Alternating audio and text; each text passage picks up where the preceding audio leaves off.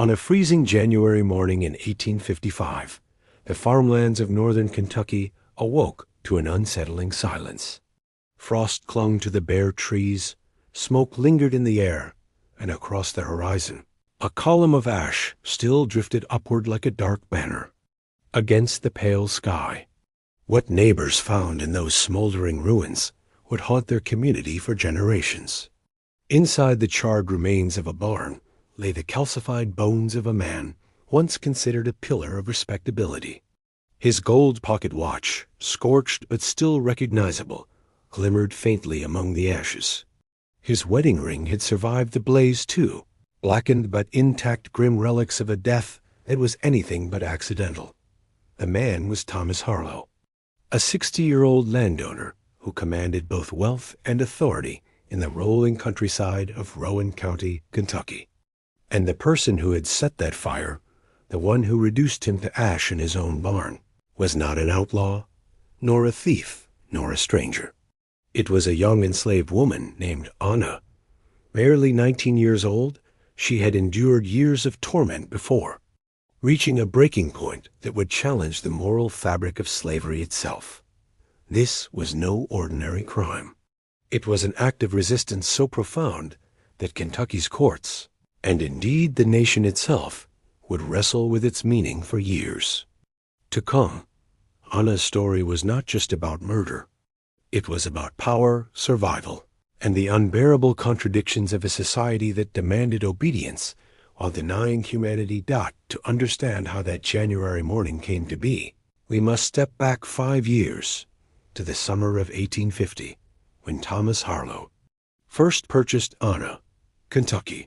Though not as heavily plantation-driven as Mississippi or Louisiana, was still steeped in the slave economy. Its fertile valleys grew hemp and tobacco, its rivers carried goods to market, and its farmsteads often concealed lives of suffering behind their whitewashed fences. Harlow himself owned only a modest estate compared to great planters farther south, yet his influence stretched beyond his acres. He was a widower, respected in church, a man seen as strict but fair. To his neighbors, he was a figure of upright authority, but behind the closed doors of his farmhouse, Thomas Harlow ruled with an iron hand. Those who worked his land lived in fear of punishments that came without warning, and of orders that allowed no refusal. Witnesses later described his farm as a place where silence was safer than speech. When Anna first arrived, she was just 14. Her bill of sale listed her as in good health, suitable for household work. But in the coded language of slave markets, that phrase carried darker implications.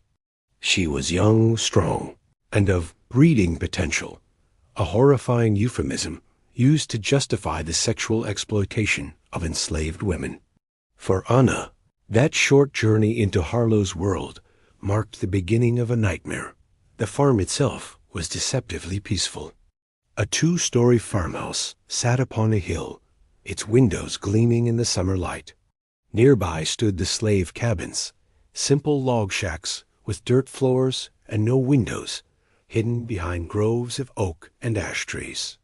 And behind them, the barn stretched, high and wide, its walls built thick from Kentucky timber. To the outside world, this was merely another farmstead. But for Anna, that barn would eventually become both her prison and her weapon. The first night sealed her fate. Harlow summoned her to the house, under the guise of needing assistance. What followed was the beginning of years of systematic assault. The young girl had been purchased not for her labor in the fields, but for her body. That reality, unspoken, but understood, became part of the daily rhythm of life on the Harlow farm. By day, he cultivated his image as a God-fearing farmer. By night, he asserted his dominance in ways too brutal to recount fully. Within 2 years, Anna bore her first child. The child's features carried Harlow's unmistakable resemblance, a silent truth that his 2 grown daughters ignored or refused to acknowledge. By 17, she bore a second. Each birth deepened her despair, but also strengthened her resolve. She began to quietly ask questions of those who dared to whisper back. Could a woman, even a woman enslaved, defend herself? Was there any law that might shield her? Could survival mean more than simply enduring? On the farm lived 4 other enslaved. People Ben, an older man hardened by decades of labor. Sarah, a woman of middle years who cooked and cleaned for the household. Her teenage daughter, Ruth, and a boy named Joseph, barely past 10. Each of them understood the truth but kept silent. To speak was to risk being sold downriver to the harsher plantations of the Deep South, a fate everyone feared. Yet, they saw Anna's suffering. They saw the bruises, the fear in her eyes, the way her spirit dimmed with each passing season. The system was designed to break her. In Kentucky, as in much of the South, enslaved women had no legal protection against rape. By law, they could not accuse a white man of sexual assault, for the courts did not recognize their consent as relevant. Property could not resist its owner. This legal void gave men like Harlow a terrifying license, cloaked in both law and religion. And yet, something within Anna refused to die. By 1854, her demeanor had changed. Instead of retreating into silence, she began to plan. She studied the rhythms of Harlow's life, the layout of the barn, the properties of fire. She collected scrap bits of rope, pine pitch, dry stalks that might one day serve a purpose beyond the ordinary chores she was assigned. She had learned enough to know the law would never protect her. If she wanted freedom from his grasp, she would have to seize it herself. The winter of 1854 was harsher than most. Snow piled high, and the icy winds cut through the valleys. That December, Harlow announced that his daughters would be visiting relatives in Lexington for the new year, leaving him alone on the farm with the enslaved workers. For Anna, heavily pregnant with her 3rd child, this was the breaking point. She knew what awaited her during those nights without witnesses. On December 30th, she dared to speak directly to him. She begged him to stop, pleaded that her body could not endure more violence while carrying another child. Neighbors would later testify that shouting was heard in the farmhouse that day. What followed was a beating so brutal that blood stained the kitchen floor. Harlow's fury was absolute. His final words that night cut like knives.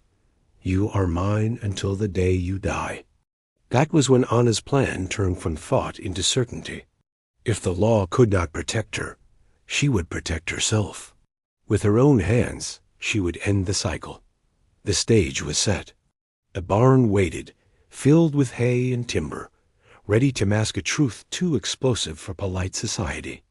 As New Year's Eve descended on that frozen farm, Anna prepared for a night that would change history, not just for her, but for the very notion of justice in a world built on slavery's cruelty. The embers of revolution often spark in silence. And on that Kentucky night, as snow blanketed the fields and winds howled through the hollows, Anna carried within her a flame that would not be extinguished until it consumed everything in its path. The Harlow farm was not the grand estate of a wealthy planter, yet it was steeped in the same shadow that stretched across Kentucky's slave-holding countryside. To the neighbors, it looked ordinary 60 acres of hemp and corn, a 2-story. White farmhouse, a few outbuildings, and the tall barn whose blackened frame would later become infamous. But within its fences lived 5 enslaved souls whose lives were dictated by the moods of one man. Ben was the oldest, weathered and stoic, his body scarred from decades of labor. Sarah, a woman in her 40s, worked in the kitchen, her voice low and cautious, carrying the wisdom of someone who had long since learned survival meant silence. Her daughter, Ruth, was 16, still caught between girlhood and the weary resignation of adulthood. Little Joseph, no more than 10, tended the animals and fetched water, moving with the nervous energy of a child who already understood the dangers of carelessness. And then there was Anadot from the very first weeks. The others sensed a change in the air when she arrived. The farm felt tighter, as though every movement was watched. Harlow's rules grew harsher, his punishments swifter. He demanded silence during the nights, warning the others that whatever happened in his house was none of their concern. If they dared to question or show pity, they knew the penalty being sold downriver, to the dreaded sugar and cotton fields of Louisiana, where enslaved people rarely survived more than a few years. That threat hung over them like a storm cloud. In Kentucky, families were torn apart overnight by the decision of an angry master. It was a punishment worse than the whip, worse than hunger.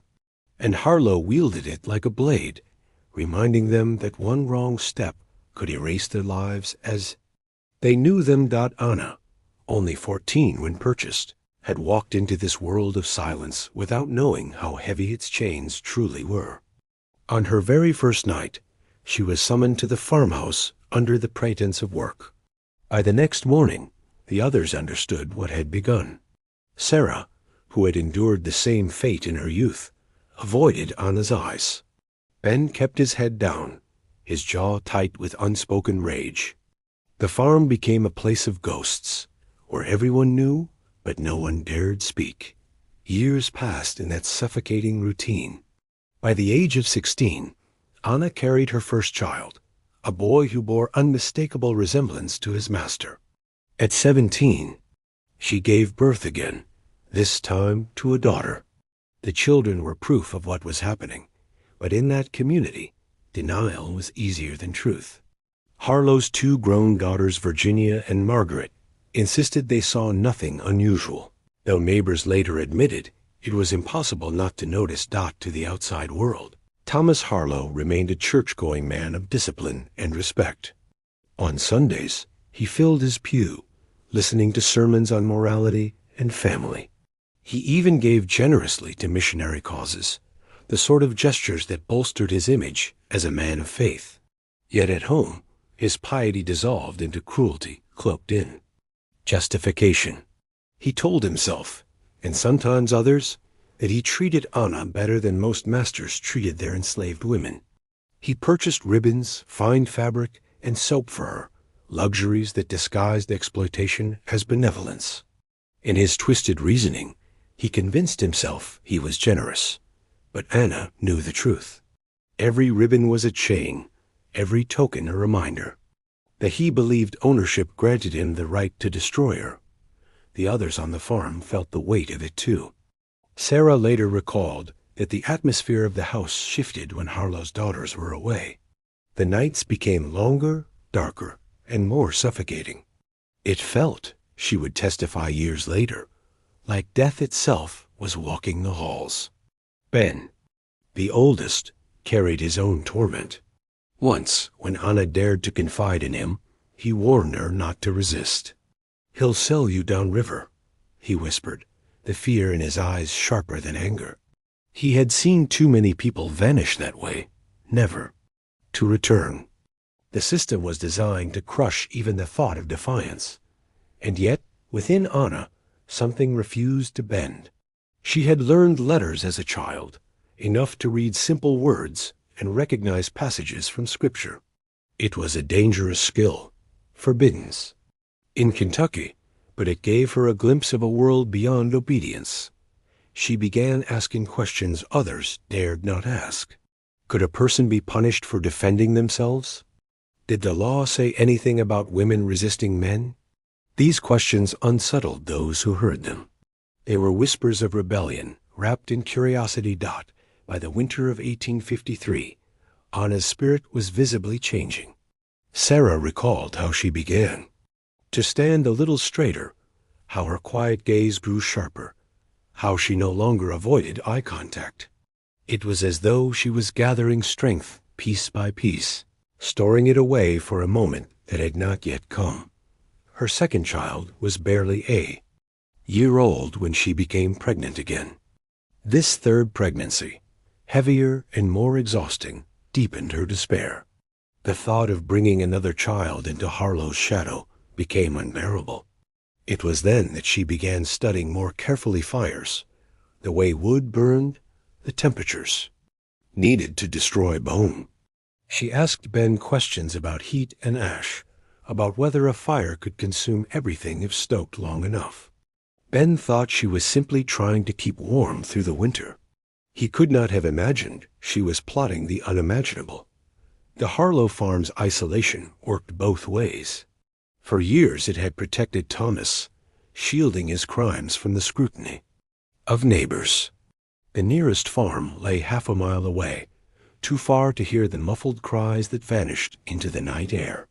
But that same isolation also gave Anna cover. She could prepare in small, deliberate ways, gathering scraps of rope, collecting resin, arranging wood in careful piles, without drawing suspicion. The silence that once imprisoned her was becoming her ally. In late December of 1854, the chance she had been waiting for appeared. Harlow's daughters announced they would be traveling to relatives in Lexington for the holiday, leaving their father alone on the farm for nearly a week. Anna knew what that meant.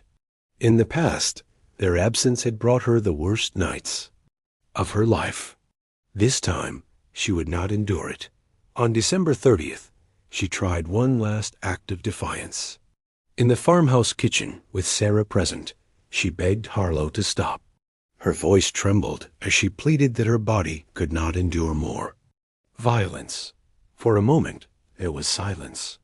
Then came the sound of a slap so hard, it split her lip and sent her crashing to the floor. Blood pooled on the boards as Harlow's voice thundered above her. "You don't make demands in my house. You'll do as you're told, or you'll suffer for it." That night, the temperature plunged well below zero. The farmhouse groaned under the icy wind. But within Anna, a new fire had begun to burn. It was no longer the fire of despair, but of determination. She knew what she had to do. The others sensed something different in her the next morning. Sarah later remembered that Anna moved with an eerie calm, as though she had already decided her fate. Joseph, too young to understand, thought she looked less afraid. Only Ben, with his cautious eye, seemed to notice the quiet resolve tightening her posture. On New Year's Eve, while Harlow tended to livestock and checked his stores of tobacco, Anna slipped into the barn, carrying with her the fragments she had been collecting for weeks. She arranged them methodically: hay, pine pitch, dry stalks, constructing what looked like nothing more than a storage pile. But in truth, it was the foundation of a funeral pyre. The sun set early that night, casting the valley in a freezing dusk. The enslaved workers were dismissed to their cabins, as they had been so many nights before, resigned to what they knew was coming. But this night would not follow the old pattern. This night, history was about to shift. The barn, once a silent witness to countless cruelties, was ready. The tools of a farmstead had been transformed into instruments of justice. And Anna, carrying within her both fear and resolve, stepped into the cold air, knowing she would either end her torment or be destroyed trying. The stage was set. The silence of the Harlow farm was about to be broken forever. The final hours of 1854 fell heavy over Rowan County. Snow blanketed the hills in silence, and the bitter wind rattled shutters across the valley. Inside the Harlow farmhouse, the fire hissed in the hearth, and the clock ticked past 8. To the outside world, it was an ordinary New Year's Eve. Families gathered, neighbors prayed for a prosperous harvest, and children pressed close to the fire for warmth. But on this farm, behind its fences and its walls, something else was brewing, something that would end in ash. For 5 years, Anna had endured. She had been beaten, violated, and silenced, told repeatedly that she was nothing but property. Yet in those years, she had also learned. She had studied his habits, memorized his routines, and carefully planned a night when the power would shift. That night had come back by evening. The farm's enslaved workers had been sent to their quarters. Sarah and Ruth huddled together near their small fire, trying not to think about what awaited Anna in the main house. Ben sat in the corner, silent, his face drawn tight, while little Joseph whispered questions no one dared answer. They were used to the muffled cries, the sounds of furniture shifting, the silence that followed. It had become part of life, a horror they all carried in silence. But that night, the silence felt different. According to later testimony, around 10 o'clock, muffled noises echoed from the farmhouse. Not the grim rhythm of the past, but something sharp, abrupt, chaotic, a crash of crockery, raised voices. And then, silence so deep it made the others' hearts pound in their chests. Sarah later said that the absence of sound was worse than anything she had heard before. Something had changed, though none of them knew how much. Inside the farmhouse, Anna had prepared herself. She entered Harlow's room, not as a victim, but as someone ready to resist. The fire in the grate glowed faintly, throwing shadows across the walls. Harlow, flushed with drink and arrogance, reached for her as he always had. But Anna's voice, quiet yet steady, broke the pattern. "I cannot bear it anymore," she whispered, clutching her swollen belly. "This child cannot survive what you do to me. Please show mercy." Mercy. The word hung in the cold air for a heartbeat. Then came to strike his hand across her face, knocking her to the floor. "You are mine until you die," he spat. "Mercy has nothing to do with." At this time, she rose. This time, she looked him in the eye.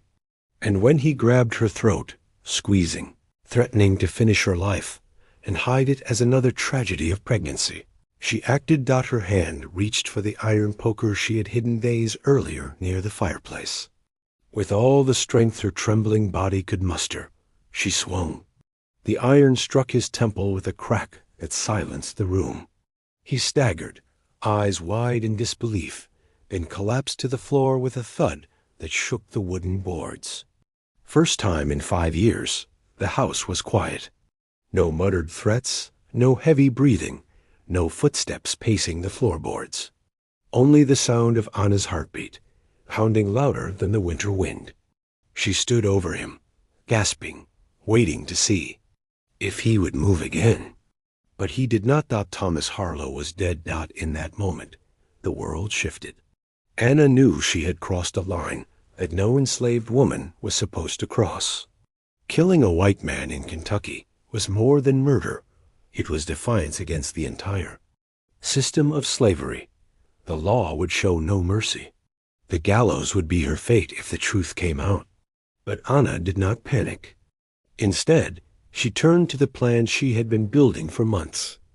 Dragging his body from the room was a feat that demanded nearly superhuman strength. She was 6 months pregnant, her body already strained, but she pushed through the pain. She used sheets and rope, wrapping his corpse and pulling it inch by inch down the stairs. The farmhouse groaned beneath the weight, but she did not stop.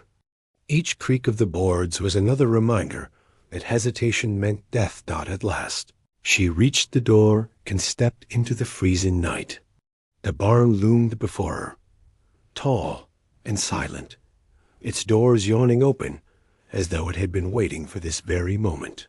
She pulled the body across the frozen ground, her breath visible in the night air, her arms burning with exhaustion. Inside, the preparations she had made stood ready. Piles of hay, stacks of wood, resin, and stalks arranged carefully into what would look to any outsider like a store of feed. But she knew it was more than that. It was a pyre. She heaved him onto the pile, arranging the body with a grim precision. The gold pocket watch and his heavy coat lay near the body, things he would never need again. Then she lit the fire. The flames licked at the hay, crackling softly at first, then roaring higher as the resin and stalks caught. The barn filled with heat and smoke, the shadows of flames dancing across its timber walls. She stood there, watching. As the blaze grew, consuming the man who had consumed her life for 5 long years. The fire was no accident. It was deliberate, measured. She knew how much to burn, how to feed the flames so they would destroy him completely, but not take the barn down in its entirety.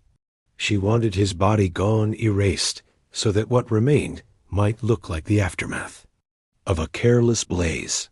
Hours passed. From their cabin, Sarah and the others saw the glow flicker against the night sky.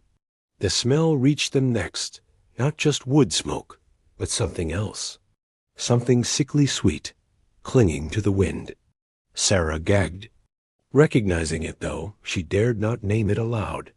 "It smells like butchering," she whispered dot by dawn. The fire had burned itself low. Smoke curled lazily from the barn. The timbers blackened, but still standing. Ash covered the floor in thick layers, and within that ash, fragments remained, shards of bone, teeth, and the glimmer of a pocket watch whose face was cracked, but still bore his initials. Anna returned to the house as though nothing had happened.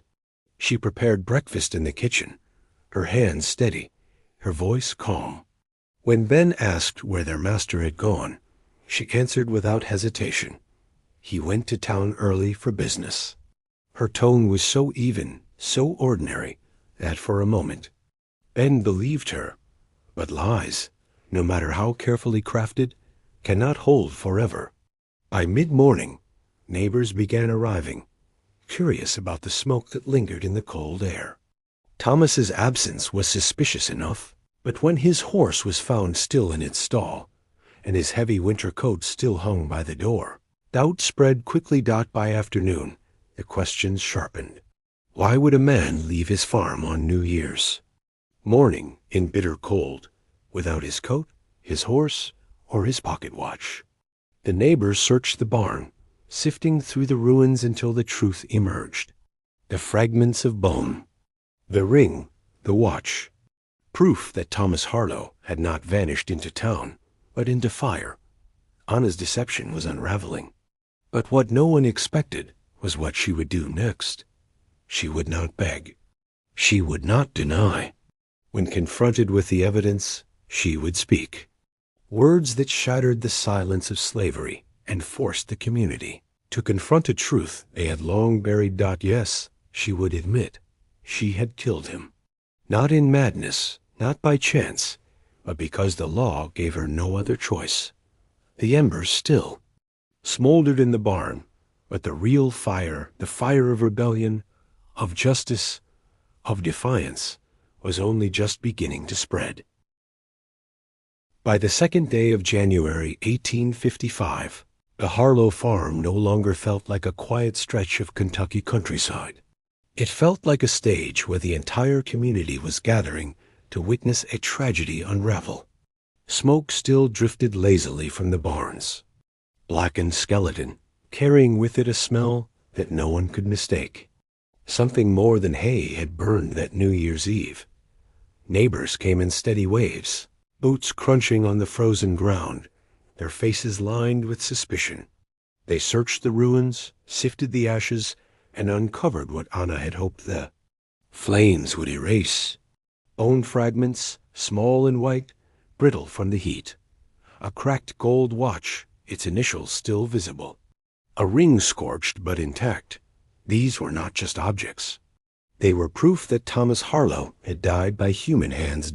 At first, the whispers blamed thieves. Perhaps highwaymen had killed him and set the fire. Perhaps he had been robbed and his body dragged into the barn. But those theories collapsed quickly. His horse had never left the stall. His heavy winter coat still hung on its peg. His daughters, visiting relatives in Lexington, had received no word from him. Nothing fit the story of a man who had simply gone to town and vanished. The questions turned toward the enslaved. Who else had been close enough to kill him? Who else had reason? Suspicion hardened into certainty, and before long, the neighbors' attention narrowed onto Anna. She was brought into the barn under guard that afternoon. Snow crunched under the boots of the men who surrounded her, their breath visible in the icy air. They expected fear, panic, desperate denials. But what they saw instead unsettled them. Anna stood calm, her face steady, her hands folded in front of her. One man later said she looked more like a judge than a prisoner. Thomas Schultzman, a neighboring farmer and one of the first to find the remains, confronted her rectly. He held up the charred watch for her to see, the initials glinting faintly in the pale winter light.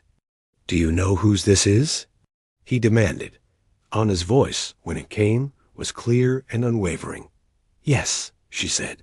"It belonged to Thomas Harlow, and I killed him." The men froze. It was not the words themselves that shook them, but the way she spoke them without fear, without hesitation.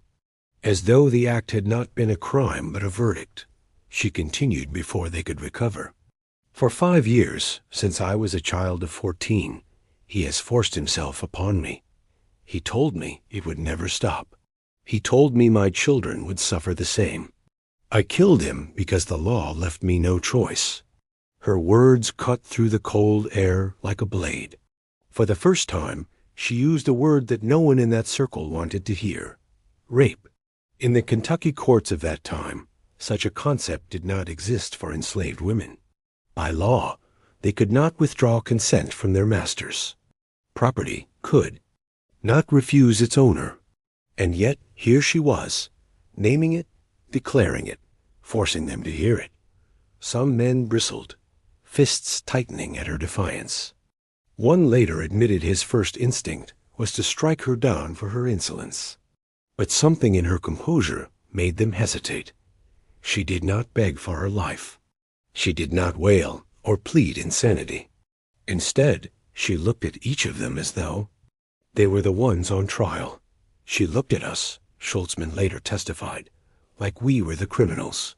Like she was telling us the truth we had all chosen to ignore." Then came the details. She described his assaults with precision, recalling the threats he made not just against her, but against anyone who dared to help her. She spoke of the ledger he kept, a book filled with notes about every enslaved worker's behavior used as a weapon, a reminder that one wrong word could send them all downriver. She told them how he had forced her to bear children who carried his features, children she feared he would one day harm as he had harmed her. The men shifted uneasily as she spoke. These were things they knew, things whispered in the community, but never admitted aloud. They had seen bruises. They had seen children with their master's eyes. They had simply chosen not to see. But Anna did not stop there. She revealed her, planning her months of studying fire, of collecting resin and hay. She admitted she had read from Harlow's own books, learning just enough to understand that the law would never protect her. And so, she told them she had decided to protect herself. "If I am property," she said, her voice firm, "then property cannot commit murder. If I am a person, then I had the right to defend myself. You cannot have it both ways." Those words were dynamite. They struck at the heart of every contradiction in the slave-holding world. For years, enslaved people were treated as property when convenient, yet held accountable as persons when punishment was required. Anna had forced them to face the hypocrisy. If she was property, her act could not be murder. If she was a person, then she had a right to resist. Either way, their system collapsed under the weight of its own logic. The men did not know how to respond. Some muttered about lynching her on the spot, fearing what her words might ignite if they spread. Others insisted she must face trial, that the courts would silence her properly. But in that moment, one thing was clear. Anna had done more than kill a man. She had spoken aloud the truth they had buried for generations. When the constable finally placed her under arrest, she did not resist. She walked with steady steps, her head high, as though she had already accepted whatever came next. But behind her calm lay something deeper, an unshakable belief that her story, once told, could not be erased. That night, as she sat in a cold cell at the county jail, rumors spread like wildfire. Some said she had confessed to witchcraft. Others claimed she had boasted of studying law, of daring to challenge the system itself. And in a way, both were true. She had done the unthinkable. She had declared herself human in a world determined to deny it. That her confession marked the beginning of one of the most controversial trials in Kentucky's history. But more than that, it marked a turning point. For every enslaved person who heard whispers of her words, for every neighbor who lay awake uneasy in their beds, Anna's defiance was a spark. The fire in the barn had burned itself out. But the fire she lit that day in her words, her logic, her courage was only beginning to spread. The wheels of justice in 19th century Kentucky moved slowly, but when they did, they carried with them the full weight of society's fears and prejudices. By early autumn of 1855, the name Anna was no longer just whispered across Rowan County. It was spoken in taverns, printed in newspapers, and debated in parlors across the state. A 19-year-old enslaved woman had admitted to killing her master. And worse, she had justified it. That alone made her case unlike any other. Too. The courts, her confession was a problem too large to ignore. A trial could not be avoided. But how that trial was conducted and what it revealed could either reinforce the system of slavery or shatter it in ways that terrified those in power. Anna was transferred from the small county jail to a more secure holding cell near the courthouse. The building itself stood at the heart of town, its white columns meant to project dignity and law. Yet behind those walls, Anna waited in a damp stone cell, guarded day and night. Many expected she would not live to see a trial at all. Whispers of mob justice circulated. Men spoke openly of dragging her from the jail and hanging her from the nearest tree. But county officials insisted the law would handle her. They wanted this case to prove something larger, that even in defiance, enslaved people remained under white authority. Still, tension hung heavy. Townsfolk came to peer at her as though she were a curiosity, a living scandal. Some spat on the ground as they passed. Others, quietly, met her gaze and turned away in shame. The press seized upon the story. Pro-slavery papers described her as a monster, a Jezebel who had betrayed the kindness of her master. They painted Harlow as a respectable farmer cut down by an ungrateful servant. Northern abolitionist papers, on the other hand, portrayed Anna as a symbol of resistance. Young woman driven to desperation by a system that gave her no legal protection. Between these competing narratives, her humanity was both weaponized and denied. Her defense fell into the hands of a lawyer named James Whitaker, a man not known for radical politics, but respected for his skill in the courtroom. He agreed to take the case, though many wondered why. Perhaps it was professional pride. Perhaps it was sympathy. Perhaps it was simply curiosity about whether the law could bend under the weight of such a contradiction. Whitaker knew the odds were grim. Under Kentucky law, enslaved people were property. The statutes on sexual assault applied only to women, a word the courts interpreted as white women. For Anna to claim self-defense, the court would first have to recognize her as a person under the law, and that recognition would unravel the very fabric of slavery. Yet Whitaker also knew that Anna's case touched a nerve. He had read the transcripts of her confession.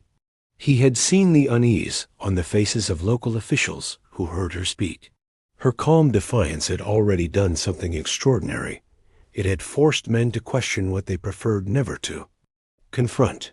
Meanwhile, the prosecution prepared their own case.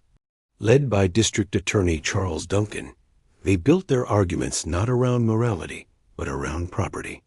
Harlow had been the legal owner of Anna. Therefore, her killing him was nothing less than destruction of property combined with murder. To allow her plea of self-defense, Duncan warned, would be to invite rebellion across every farm and plantation. If enslaved people believed they could kill their masters and claim justification, Slavery itself could not survive. That argument carried immense weight in a state balanced uneasily between North and South. Kentucky had not seceded, but its economy still leaned on enslaved labor. Planters and small farmers alike understood what was at stake. If Anna's defense succeeded, every master would sleep less soundly at night. The courthouse swelled with anticipation as the trial date drew near. Travelers arrived from neighboring counties just to witness it. Tavern keepers sold more drink in a week than they had in months as men gathered to argue about the case. Some said Anna should be hanged without ceremony. Others, usually in hushed tones, admitted they pitied her. What man could endure what she did? One whispered, only to be silenced by a glare from across the room. Back in her cell, Anna waited. She spent her days in silence, but her composure unsettled even her guards.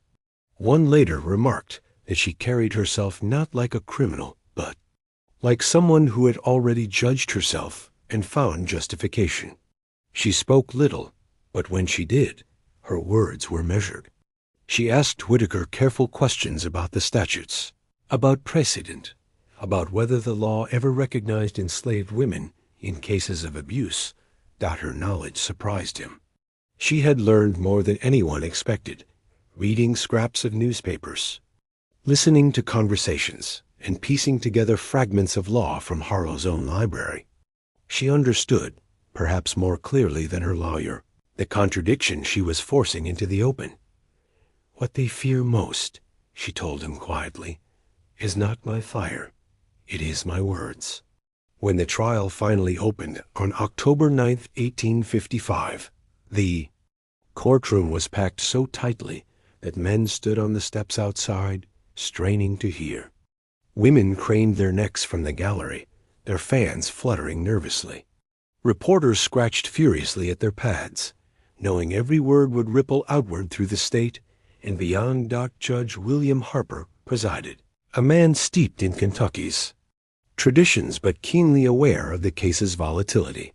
His face remained stern, but his eyes betrayed the weight of what lay before him. This was no ordinary trial. This was a trial that would test whether law could coexist with slavery's brutal reality or whether it would collapse under its own hypocrisy. The charges were clear. Murder in the first degree. The stakes were clearer still. Death by hanging. The opening statements framed the battle lines. Prosecutor Duncan painted Anna as dangerous, deceitful, and ungrateful. He described Harlow as a pillar of the community, a man who had provided her with food, shelter, and even luxuries. He declared her act premeditated, fueled not by desperation, but by malice. If we excuse this crime, he thundered, we invite chaos into every farm and home. No master will be safe, no property secure. Whitaker rose to respond, his voice calm but resolute. He did not deny that Anna had killed Harlow. Instead, he asked the jurors to consider why. Does the law of Kentucky protect women from assault? He asked. It does. Does it anywhere say that only white women may claim such protection? It does not. If the law protects women, then it protects all women. And if it protects all women, then Anna acted not as a criminal, but as a woman defending her life. Murmur swept through the courtroom. For the first time, someone had said aloud what the community feared most, that the line between property and person was thinner than they dared admit. The trial had begun, and with it, the unraveling of silence. The trial of Anna drew such crowds that the courthouse could barely contain them. On the second day, benches overflowed, aisles filled with bodies, and men perched on windowsills just to catch a fragment of what was said inside. The air was thick, with tobacco smoke, sweat, and the restless shifting of hundreds of eyes fixed on the woman at the center of it all. Anna sat quietly at the defense table, her face calm, her posture straight. She wore a simple dress provided by her lawyer, James. Whitaker, but no clothing could disguise the weight of her condition 6 months pregnant, a living reminder of the crime she had described. The jury, 12 white men drawn from the county, avoided looking at her too long, as though her composure unsettled them more than her crime. The prosecution called its first witnesses, and the courtroom leaned forward. Ben, the oldest enslaved worker on the Harlow farm, was brought in under guard. His gray hair and weathered face told a story of decades under bondage. He stood stiff, his hands clenched, his voice low. Under questioning, he admitted he had seen signs for years: Anna's bruises, her weariness, her pregnancies. He described how Harlow had warned them all. What happened in the house at night was no one's business but his. When asked directly whether he believed Anna's story of abuse, Ben hesitated, his eyes darting toward the jury. For a moment, silence pressed on the room like a weight. Then he spoke words that cracked the air. "I believe her," he said simply. Murmur rippled through the spectators.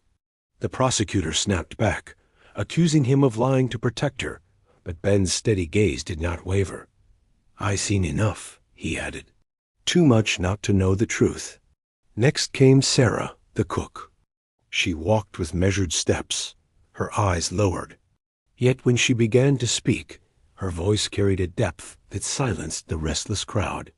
She told of nights when Anna was summoned to the house and returned pale and trembling. She told of blood on the kitchen floor, of cries muffled by the thick timber walls. Her testimony grew heavier when she admitted what she had overheard on December 30th, the fight in the kitchen, Anna's plea for mercy, Harlow's enraged shout, "You'll do as you're told, or you'll suffer for it." The words hung in the fall. Ere long after she finished, the echo of cruelty impossible to ignore. Then came Ruth, Sarah's teenage daughter. She was only 16, her voice soft but trembling with truth. She testified that Anna often tried to shield her, warning her to stay away from the house at night. Her innocence made her words sharper than any adult's. She was scared, Ruth whispered, glancing toward Anna, scared all the time, like a rabbit with a hawk over it.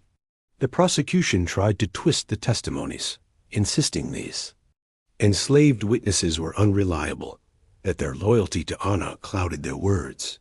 But the details they offered, the sounds, the bruises, the unmistakable resemblance of Anna's children to their master, were too precise to dismiss. And then came the testimony that shook the courtroom to its core. Dr. Marcus Fielding, a local physician, was called. He had treated both Harlow and his household for years. At first he seemed reluctant, his eyes downcast, but under oath he could not escape the truth. He admitted he had examined Anna on several occasions and had seen injuries consistent with assault, broken ribs, bruises, and torn skin. His medical records, carefully kept, showed a pattern too clear to deny. "I knew what I was seeing," he confessed, his voice faltering. "But the law gave me no way to act. Speaking would have ruined me, and it would not have saved her." A hush fell over the courtroom.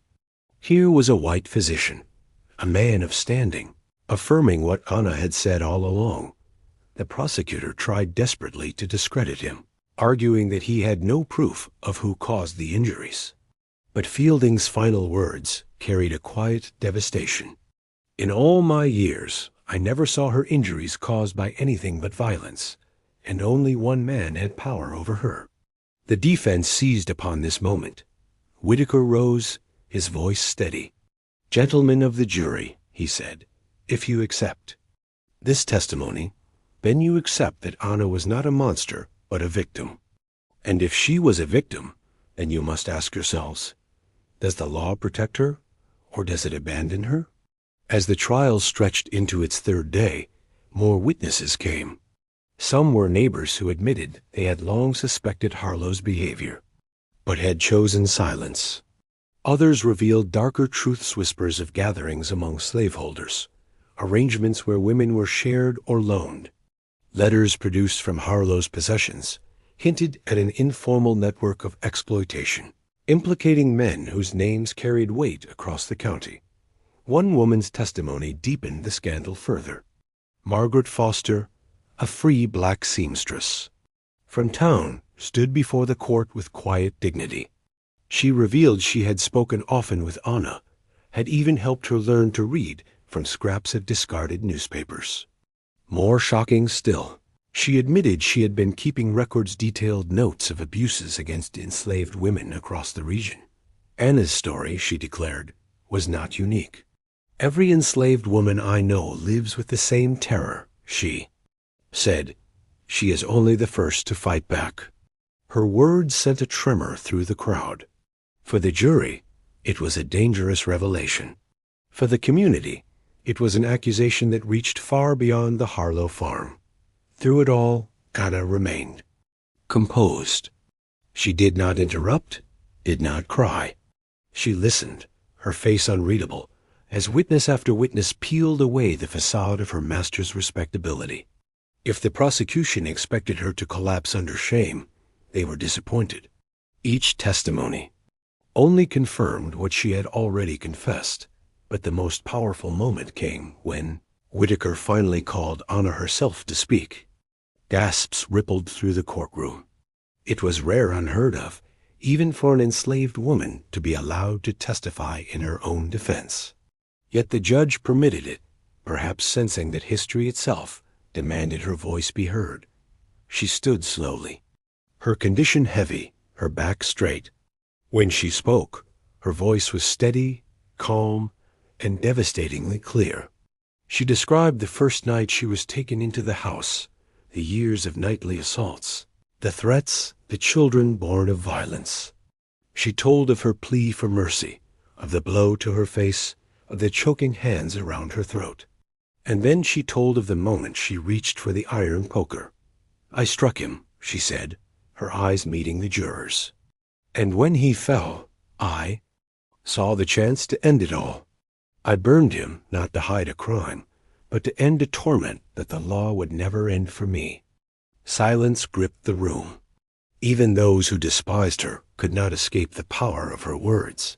She was not hysterical. She was not broken. She was deliberate. She had transformed her suffering into a weapon sharper than iron. Truth taught by the close. Of her testimony, the courtroom was no longer the same. Men shifted uncomfortably.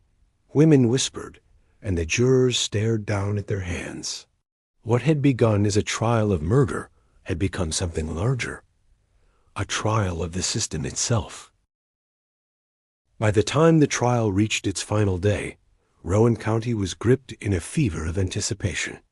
The courthouse had become a theater of contradictions, its white columns meant to symbolize order and justice, while inside, the foundations of slavery itself were being questioned. People crowded every corner of the building, their breath heavy in the cool October air, waiting to hear how the law would reconcile what Anna had forced into the open. The prosecution made its final argument with thunderous certainty. District Attorney Charles Duncan paced before the jury, his voice sharp, his words designed to strike fear rather than reason. He reminded them that Anna was property, nothing more. He warned that if they excused her act, every farm would tremble. Every master would live in fear of their own household. If we allow this, he cried, we set fire not just to a barn, but to the very institution that holds our society together. His words were met with nods from some uneasy silence. From others. The fear was real fear, not only of rebellion, but of admitting that the system they relied upon was rotten at its core. Then came James Whitaker, standing to deliver the defense's closing plea. He did not thunder. He did not pace. He spoke, with quiet force, his tone like a steady hand pressing against the chaos. Gentlemen, he said, you have heard the testimonies. You have seen the evidence. You know what Thomas Harlow did. You know what Anna endured. She is a woman.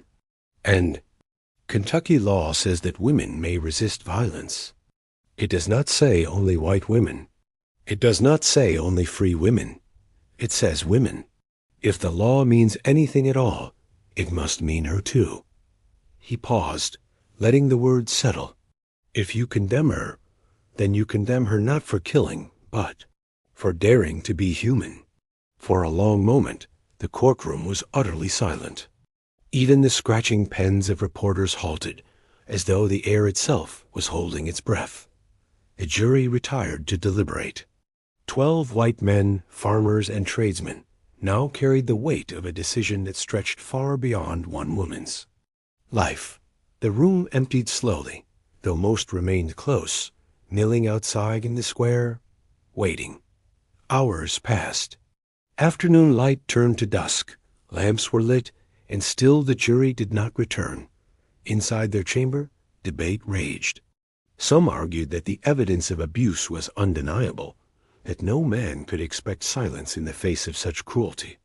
Others clung to the letter of the slave code, insisting that recognizing Anna's right to defend herself was tantamount to undermining slavery altogether. One juror reportedly struck the table with his fist, declaring, "If we let her go free, none of us are masters anymore." Night fell. Still no verdict. The crowd outside grew restless, whispers turning to arguments to shouts. Some feared the jury might refuse to convict, that Anna's story might carve a wound too deep to close. Others demanded swift judgment, muttering about taking the law into their own hands if the jurors faltered by dawn of the third day. Smoke curled from chimneys in the square, and weary men stamped their feet against the cold. When at last the jury filed back into the courtroom, pale and tight-lipped, every eye turned toward them. The foreman, Thomas Whitlock, held the slip of paper with trembling hands. Judge Harper called for silence, though silence had already fallen like a weight over the room. "We find the defendant guilty of murder in the first degree," Whitlock announced, his voice breaking. Gasps rippled through the courtroom. Some cried out in satisfaction, others in despair. But Whitlock continued, and what followed stunned even the most hardened faces. "We recommend mercy." He added. The words hung in the air, strange and foreign in a courtroom accustomed to swift condemnations. Mercy was not a word often attached to enslaved defendants, least of all one who had killed a white master. Yet here it was, written in their verdict. The jurors, in a statement read aloud, admitted that they were bound by law to convict her. But they could not ignore the extraordinary circumstances. They urged the governor to commute her sentence. They even urged the legislature to address the contradictions that had forced them into such a verdict. Judge Harper, when it came time to sentence, spoke words that would echo long after the trial. His face stern, his voice steady, he pronounced the sentence of death by hanging, as the law demanded. But then he paused, his gaze sweeping across the crowded room. This court has been bound to apply laws that reduce human beings to property, while simultaneously holding them accountable as persons when they resist that reduction, he said. This contradiction is untenable. It will not endure. History will not remember Thomas Harlow as its victim, but the system that allowed him to claim ownership over another human being as its true criminal. Anna must die, but the greater crime belongs to slavery itself. For a moment, silence reigned. Some in the gallery wept, others muttered angrily, but most sat in stunned quiet. It was a rare crack in the armor of the system. A judge, acknowledging, allowed the hypocrisy that bound them all. Anna listened without visible reaction. She neither flinched nor cried. Her face remained calm, almost serene, as though she had already accepted that her fate mattered less than the truth she had spoken. Outside the courthouse, the community erupted in argument. Some denounced the jury as weak, cowards for not demanding swift execution without conditions. Others whispered that justice had been twisted, that perhaps the law was less certain than they had believed. In taverns that night, men spoke in hushed tones of their own daughters, wondering if they too could one day fall prey to the same contradictions. The governor, pressed by petitions from both sides, hesitated. Northern abolitionist groups demanded clemency, praising Anna as a heroine of resistance. Pro-slavery voices thundered for her death, warning that mercy would invite rebellion. The weight of the nation seemed to hang on what Kentucky would decide. Anna herself, back in her cell, remained composed. Guards later admitted that she spoke little, spending hours in silence, her hands folded over her growing belly. One recalled her saying only once, "They can kill me, but they cannot silence what I have said." The verdict had been delivered, the sentence pronounced, yet the story was not finished. For Anna's fate, and the forces gathering around it, would soon take a turn no one expected. In the cold weeks that followed the verdict, the jailhouse in Rowan County became the center of a storm. What should have been the quiet wait for an execution turned instead into a theater of rumor, politics, and mounting unrest. Anna's name had left the courthouse and spread into newspapers across the country, traveling faster than the winter winds that swept through Kentucky's valleys, dotting the north. Abolitionist presses seized upon her story. They painted her not as a criminal, but as a martyr, a young woman crushed beneath the weight of a law that had denied her humanity from the day she was born. Pamphlets carried her likeness, sketched from memory, her calm face framed in sorrow. Meetings were held in churches, speeches delivered in crowded halls, each ending with thunderous applause. Anna must be spared. Letters poured into the governor's office from as far as Boston and Philadelphia, demanding clemency. Clergymen declared that to hang her would be to hang the truth itself. Women's societies wrote in protest, comparing Anna's plight to their own struggles for recognition under the law. Even in England, abolitionist papers carried her story, holding her up as proof of America's hypocrisy. But in Kentucky, the reaction was far different. Pro-slavery newspapers railed against her, warning that any sign of mercy would invite chaos. They called her the firebrand of Rowan, an example. That must be stamped out before it spread. Rumors circulated that other enslaved people, emboldened by her defiance, were plotting to resist their masters.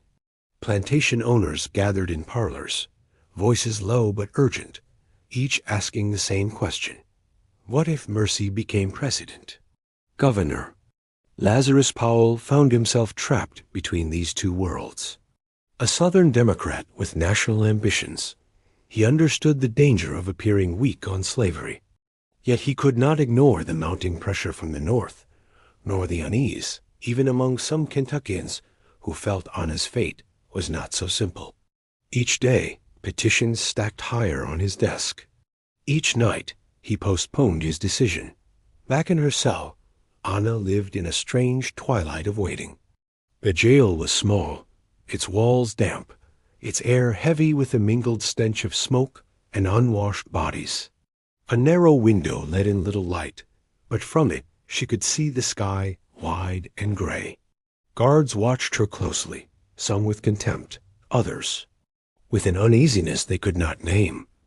Those who expected to see a broken woman found something else entirely. She remained calm, her manner almost regal. She spoke little, but when she did, her words carried weight. To a visiting minister who urged her to confess and seek forgiveness, she replied softly, "I have confessed already. The sin was not mine." To a young guard who asked if she feared the rope, she said, "Fear ends with me. Others will remember." Her pregnancy made her presence even more haunting. Each day her body changed, a visible reminder of the violence she had endured. Some guards admitted privately that they dreaded the thought of hanging a woman heavy with child. But the law was cold, and precedent unforgiving. Then the whispers began not at first.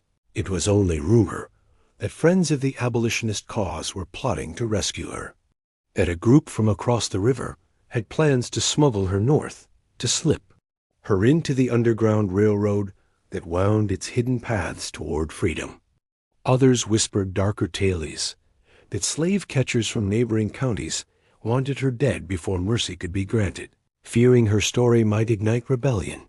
One night, as a winter storm lashed against the shutters, Anna's lawyer Whitaker visited her in her cell. His face was grave, his voice low. "There are men," he told her, "who say they can take you away. Tonight, even, they have horses ready. But if you go, you will never see Kentucky again." Anna listened, her gaze fixed on the narrow window where snowflakes streaked against the glass. She asked only one question. "If I go, will they hear my words again?" Whitaker hesitated. "Perhaps not. You would live, but your story might die here." Anna closed her eyes, her hands resting on her stomach. "Then I stay," she said, whether out of conviction, exhaustion, or a refusal to abandon her truth. She chose not to flee. And so the plan dissolved, leaving only rumor in its place. But the whispers would not die. The jailer grew anxious, posting extra guards. Night riders passed through the square, their faces hidden, their intentions unclear.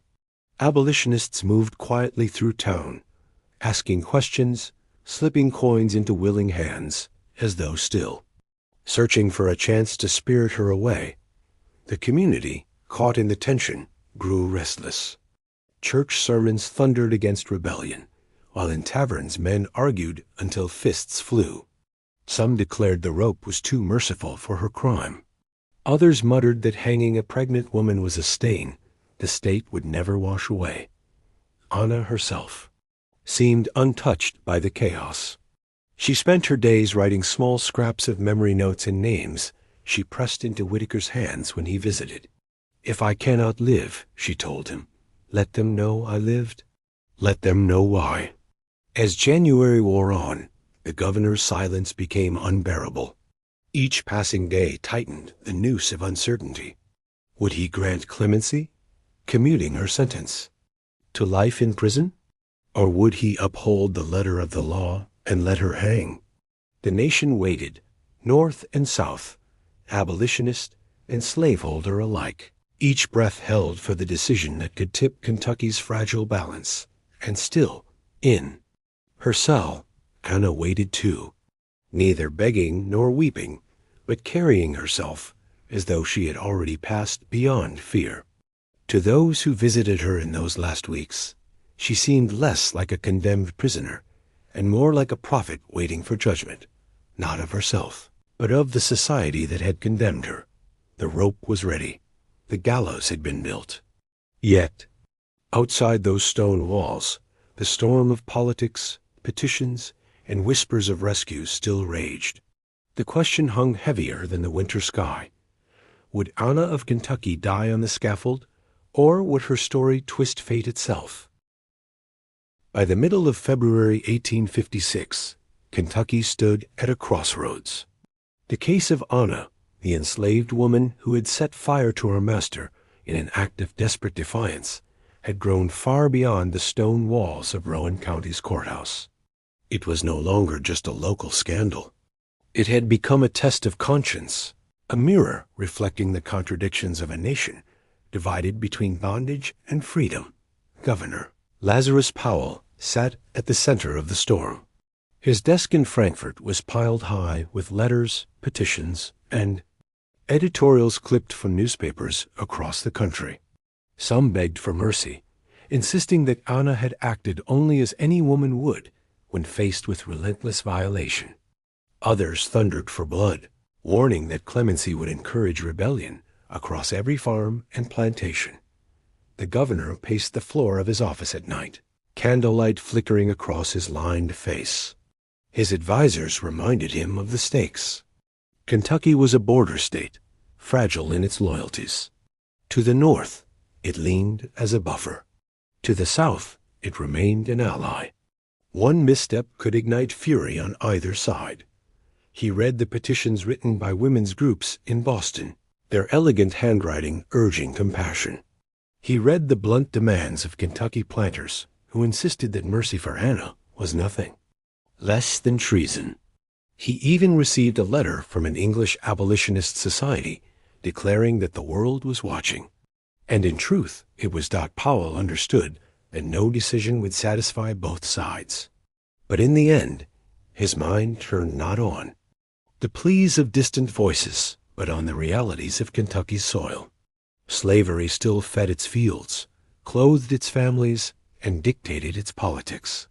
To undermine it, even in this single case, was to strike at the heart of the state's fragile identity. February 28, 1856, the governor announced his decision. He would not intervene. Anna's execution would proceed. The news spread quickly, carried by messengers, shouted in taverns, printed in bold headlines. "Governor upholds the sentence," declared one Louisville paper. "Mercy denied." For some, relief swept through the streets like fire. Farmers clapped each other on the back, declaring that order had been preserved. For others, despair clung to them like mourning cloth. Abolitionist groups issued fiery statements, condemning Kentucky as barbaric, its laws as proof that slavery corrupted both justice and morality. In Rowan County, the decision ignited a fever. Crowds gathered outside the jailhouse daily, curious and restless. Some came to jeer, shouting insults toward the barred window where Anna sat in silence. Others lingered at a distance, uneasy, as though standing on the edge of something they could not name. Ministers preached fiery sermons, declaring the execution God's justice. Yet whispers in kitchens and fields told a different story, that Anna was not dying for her crime, but for daring to claim humanity in a world that denied it. Inside her cell, Anna received the news with the same calm that had unsettled everyone from the moment she confessed. When Whitaker, her lawyer, told her the governor had refused clemency, she closed her eyes for a long moment. Then she nodded. "I did not expect him to," she said quietly. Whitaker, who had fought desperately for her life, pressed her to consider one last appeal. But Anna shook her head. "The law was never made for me. Let them carry it through. My death will speak louder than their silence." In the days that followed, the jailer noted how Anna's composure remained unbroken. She spent long hours in stillness, her hands resting on her swollen belly. Sometimes she asked for paper, and with a stub of pencil, she scratched out letters to her children, fragments of thoughts, perhaps even prayers. She passed them to Whitaker during his visits, insisting they be kept safe. On March 6th, a group of women from a local church visited her cell. They carried hymnals and urged her to repent, to beg forgiveness for her soul. Anna listened politely, her expression unreadable. At last she answered in a voice, steady and soft, "I have confessed the truth. I have no more sin to claim than the man they buried. If God is just, he will know the difference." The words unsettled even the women, who left with their hymns unfinished, whispering uneasily about her defiance. Meanwhile, the community prepared for the execution as though for a grim festival. Carpenters erected the scaffold in the town square, its rough timbers stark against the sky. Children whispered about it on their way to school. Merchants spoke of it in their shops, estimating the size of the crowd it would draw. Some even rented rooms to travelers arriving from neighboring counties, eager to witness the hanging of the woman who had defied her master. On the eve of her execution, a storm swept through Rowan County. Rain lashed the jailhouse windows, thunder rolled across the hills, and lightning split the sky. Some whispered it was an omen, heaven itself restless with what was to come. Inside, Anna lay awake, listening to the storm. A guard later recalled seeing her at the window, her silhouette framed against the flashes of light, her face calm and resolute. She spoke little, but once, as the storm reached its peak, she whispered words the guard never forgot. "The fire began in me, but it will not end here." The next morning, the storm was gone, leaving the air sharp and clear. The scaffold loomed in the square, waiting. The crowd began to gather, their voices low, their eyes drawn again and again to the jailhouse door. Anna's time had come. March 7th, 1856. The sun rose cold and pale over Rowan County, casting long shadows across the muddy streets. The scaffold stood in the square like a grim monument, its timbers dark against the morning light. The gallows beam stretched out above. The crowd like an accusation, the rope dangling as if already alive, dot by dawn. People had begun arriving from every corner of the county. Farmers left their fields, shopkeepers closed their doors, and whole families came in wagons, children perched on their parents' laps, eyes wide with morbid curiosity. Vendors sold cider and bread from carts, as though it were a fair. The square, filled until it seemed the entire county pressed together, waiting for the spectacle of death. Inside the jail, Anna rose quietly when the jailer came for her. She dressed in the plain gray gown given to her by the court, its fabric loose over her swollen belly. Her hair was bound back neatly, her face calm. Those who expected trembling or tears found none. She walked steadily, her chains clinking softly with each step. Her lawyer, Whitaker, met her at the door of her cell. His face was pale, his voice hoarse. "Anna," he whispered, "do you have any last words for me to carry?" She looked at him with steady eyes. "Tell them I was not afraid. Tell them I lived as long as I could bear it. And tell my children to remember my name, not the rope." With that, she turned and followed the guards down the narrow corridor. The heavy jailhouse door creaked open, and the roar of the crowd surged like a wave. She stepped into the morning light. A gasp rippled through the people at the sight of her tall, straight-backed, her condition unmistakable. Some in the crowd shifted uncomfortably, whispering about the child within her. Others jeered, shouting curses, calling her a murderer. Yet there were those who remained silent, their faces solemn, as though ashamed to watch what was about to unfold. The walk from the jailhouse to the scaffold was short, but it seemed endless. Every eye followed her, every breath hung in the cold air. Soldiers flanked her on either side, their rifles gleaming, though no one truly expected her to resist. She climbed the wooden steps without falter, her chains rattling softly in the stillness dot at the top. She turned to face the sea of faces. The sheriff read aloud the sentence, his voice carrying over the crowd.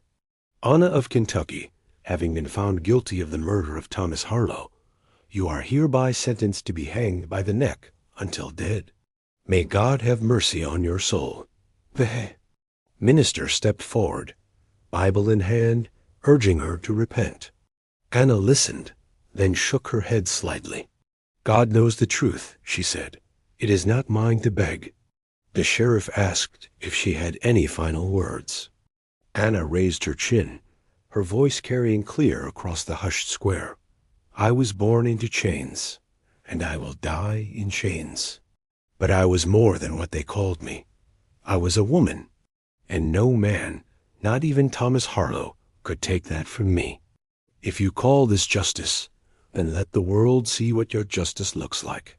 Her words cut through the crowd like a blade. Some shouted angrily, others murmured in awe. Reporters scribbled furiously, their pens scratching the moment into permanence. The executioner stepped forward, pulling the coarse rope over her head, tightening the noose around her neck. He adjusted the knot with practiced hands. She did not flinch. Her hands were bound, her feet placed carefully on the trapdoor. The minister began a hymn, his trembling voice soon joined by a scattering of others in the crowd. Yet the sound faltered, as Anna lifted her voice above them, not in song, but in calm, steady words. "You may kill me, but you cannot kill the truth. Others will rise after me." The sheriff gave the signal. The lever was pulled. The trapdoor crashed open. For one breathless moment, Anna dropped into silence. The rope snapped taut, her body swinging gently against the morning sky. The crowd gasped, some turning away, others pressing forward for a better view. The hymn broke off, leaving only the creak of the rope and the shuffling of hundreds of uneasy feet. It was over in minutes. Her body hung still, the plain gray gown stirring in the breeze. The sheriff stepped forward, announced that justice had been carried out, and ordered the crowd to disperse. But the crowd did not move, not at first. They stood staring, as though unable to reconcile what they had just witnessed. Children clutched their mothers. Men shifted uncomfortably, tugging at their collars. Women wept quietly, their tears falling into the dust.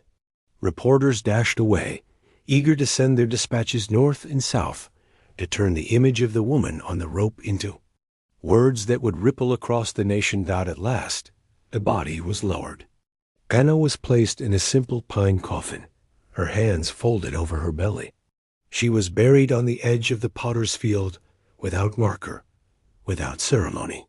Yet the ground itself seemed heavy with her presence, as though the earth had taken, and not just her body, but her defiance. In the days that followed, the scaffold remained standing in the square, its timbers stark against the sky. Some said it was left as a warning. Others whispered it was left because no one dared tear it down. It stood there like a ghost, a reminder that justice and cruelty had stood side by side on that morning.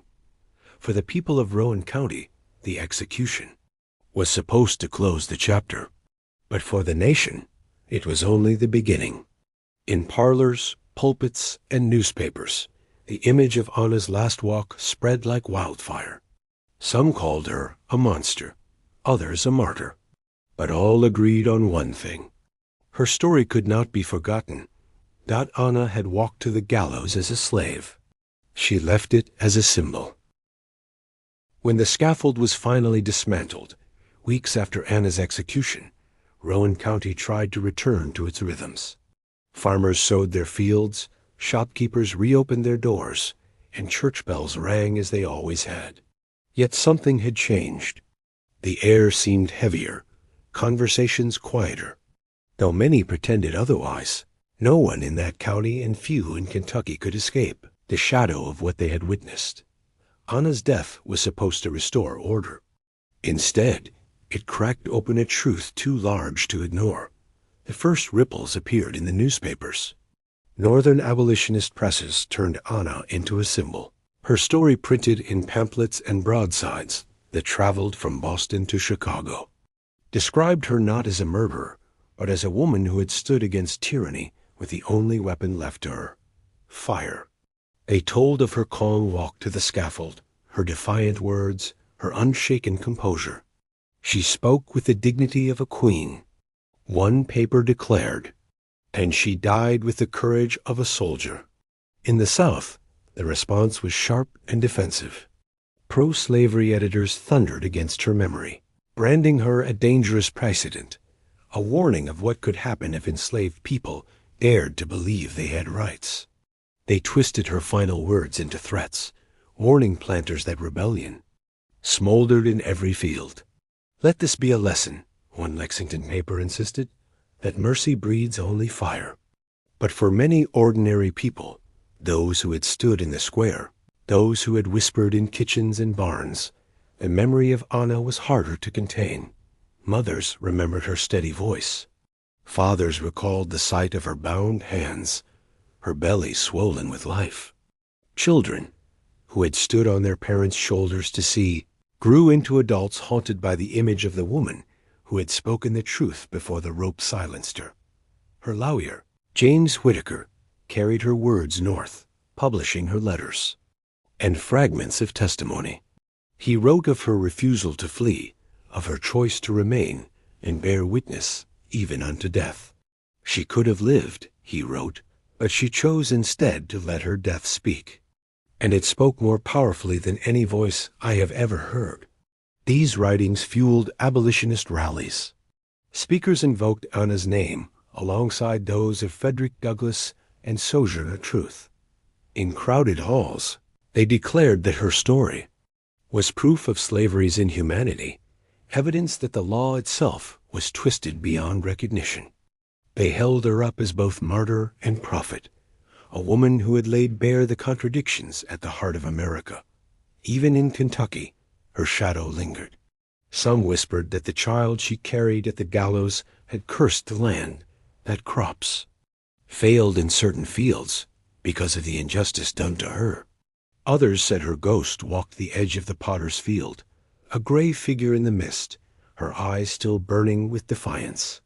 Stories spread of travelers hearing her voice on stormy nights, whispering, "You may kill me, but you cannot kill the truth." Over time, Anna's memory blurred into legend, but the core of her story remained passed from voice to voice, parent to child. She had been born into chains, but she refused to accept them as her only name. She had spoken, acted, and paid with her life. The Civil War came less than a decade after her execution, and with it, the collapse of the very system that had condemned her. When emancipation was declared, some remembered Anna as one of its forerunners, a woman who had struck her own blow for freedom before freedom had a name in law. In abolitionist newspapers of the 1860s, her name resurfaced, written in bold letters. Anna of Kentucky, the woman who lit the fire. Yet history, as it often does, grew selective.